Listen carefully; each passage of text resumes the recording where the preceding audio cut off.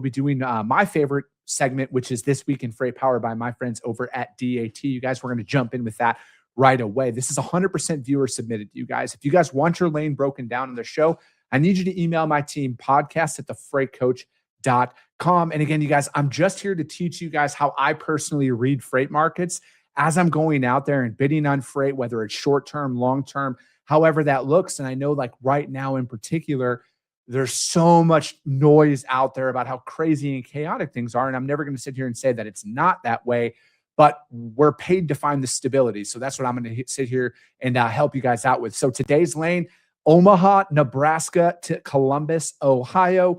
As you guys can see, and again, if this is your first time tuning in, when I'm looking at a lot of this stuff, the first thing I always pay attention to is the miles, because days of the week greatly affects the rates, okay? So if this is a Thursday to Monday lane, for example, it's going to be exponentially higher than Monday.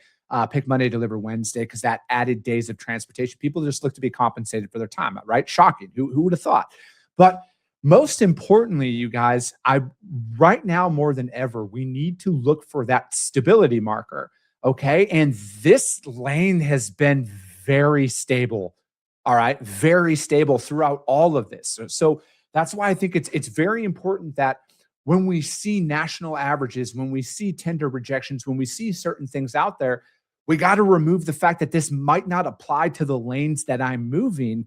And most importantly, you guys, when you're looking at this data set, like I've always said, just because the rates are higher, it doesn't mean that the lane's not performing the same. So now that we've kind of passed through a lot of that early chaos and things have stabilized, which they very much have, data doesn't lie here. If we're looking at this from April through June, you guys, we haven't broke, we're looking at $2,250 to $2,300, right? So over a 90-day period. Now, granted, there was a little bit of a spike here over the 4th of July holiday. I would expect as the more and more things start to trickle in, that's going to increase a little bit more, because there's post-holiday capacity constraints that happen literally every single year for the most part. But most importantly, I want you guys to look at this, okay? If you look at back in 2025, granted, the rate's different, all right? So we're not talking about the monetary here. I want you to talk about how the lane performs. It was stable in June, July, and August here, a little bit of an increase in September, but this lane was very stable. And even though the rate's higher right now, things have stabilized on this lane based on what I'm seeing here. Now, is this every single load that you're going to move on this lane is going to perform within this metric? Absolutely not. I operate in the real world, you guys. I don't operate in fantasy land. There's a lot of stuff that comes in, whether it be last minute, whether there's going to be a change in it. Now it's going to be a 1-pick 2 drop, or it's got to, pick up whatever, 11 o'clock at night, it's got to deliver at 6 a.m., just unfavorable transit times, whatever that looks like.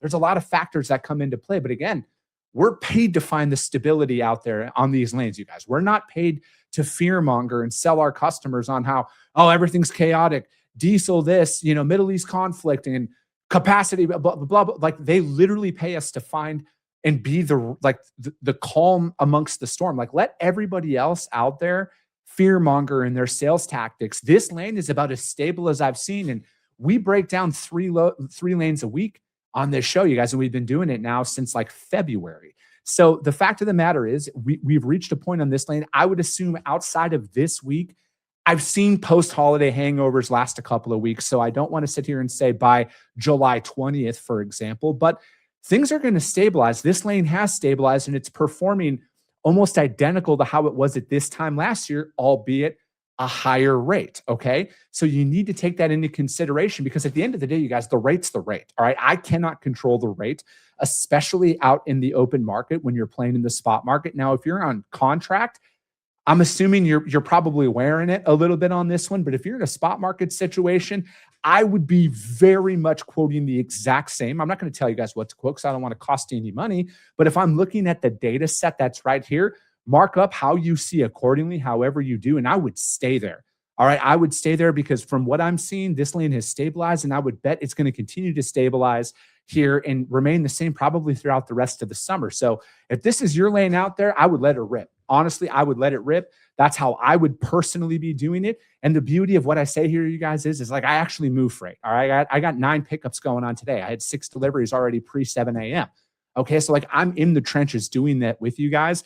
If this was my lane, I would be very bold in me quoting it and keeping it the same here because like that's just kind of how we operate. And that's just what we do on every lane that we're moving right now for our current customers, right?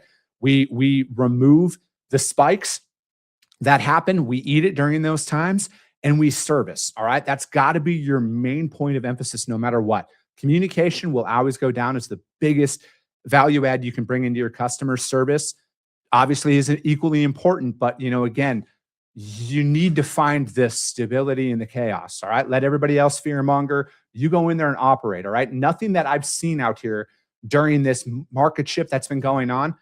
Anybody who's been in the industry longer than a couple of years, this is business as usual. All right. This is business as usual. So this is your lane, Omaha to Columbus. Let it rip. It's all yours. It's about as stable as you're going to find out there.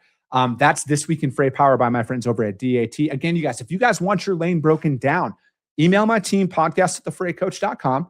All right. We do drive-in, reefer, flatbed.